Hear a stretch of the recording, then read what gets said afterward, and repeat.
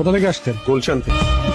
Sir এরা সব খাওয়া। আরে ভাই, আমরা তো রেগুলার খাই না, মাঝে মধ্যে বন্ধু বান্ধব একসাথে হলে একটু শখ করে খাই। সবগুলোকে গাড়িতে তোলেন। Brother 1 minute. আরে বড় লোকের ছেলে পেলে একটু ফুর্তি ফার্তা করবে, ছেড়ে দাও। ব্রাদার একটু আগেই বললাম থানায় যেতে হবে, এখন পুরো তার উল্টো। ভাই দেশটা এভাবেই চলবে। এইভাবে কেউ কলিং বেল চাইপা ধরে বসে থাকে? তুমি তো জানোই যে আমি তোমার জন্য সারা রাত জায়গায় বসে থাকি। আমি তোমার জন্য বাজাই না, জজ সাহেবকে একটু ডিস্টার্ব করি। না, না না না না না, এইসব আমার লাগবো না। তুমি তাড়াতাড়ি বাড়ি আসলেই আমি খুশি। রাখো রাখো। আরে আপনার রাজপুত্র এলেন তাহলে?